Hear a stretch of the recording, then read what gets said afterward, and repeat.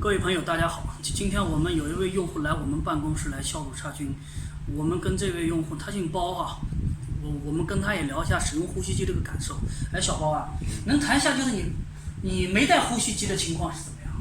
没带呼吸机之前嘛，就是每天精神都没有，反正每天早上都打瞌睡啊，反正就是人觉得很困，每天一点精神都没有。然后带了呼吸机以后嘛，每天就是感觉晚上嘛，反正以前不带的话，以前就是说呼噜声也很大，呼噜声很大，呼噜声也很大。上厕所我记得。上厕所好像晚上也，反正是很多的。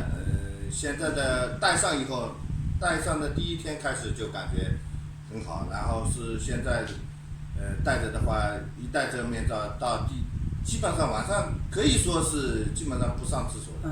有时候晚上可能吃的可能水分多的。就带了呼吸机以后，感觉这个白天精神还是明显好转。精神明显高了很多。那现在是白天工作的话，基本上不会犯困了。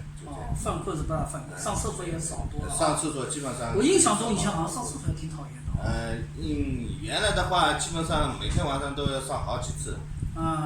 这个东西看来效果还是蛮明显。就是有没有些什么经验跟大家跟网友也分享一下？刚开始带，我看你是刚开始带的，实际上还数据上不是很好，到后面数据是越来越好，可以说是小包带的呼吸机带的数据是超级好的，它的 AH 能达到0.3、0.4，简直都好的有点夸张了都啊！它这个依从性指标呢，国际上的标准是70%吧，就是连30个晚上啊，大于4小时 ，AHI 小于5以内啊，它的一般来说是大于70，这个依从性报告会导出来 ，ResMed 的这个软件啊，小包的依从性达到了96%，相当于70分满是及格，小包是76啊，这个带的是相当好啊。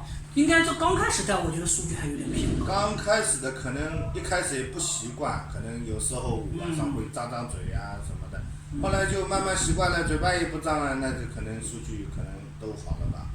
我觉得数据是在我们这么多用户中，我觉得算是200来号用户中算是相当好的啊。我自己这个呢，一个呢，我觉得数据好的原因呢有几个方面，一个呢，就是包先生这个鼻功能啊，可以说是完美。就是说呼吸机适合于什么人呢？我不管你是200斤还是300斤，你只要鼻子好，鼻子超级好的话呢，这个情况呢是都会带的相当好。实际上，这小包这个问题实际上我认为带的非常好，只要坚持下去，然后再尽可能再瘦一点。对。适当多运动就好了。好了。如果假如说能瘦的话，可能会更好一点，对吧？是能瘦点会效果就会更好啊。效果体现的可能会更明显一点。是的。好的，只要坚持带就好了。好的，谢谢小包的分享。谢谢，再见。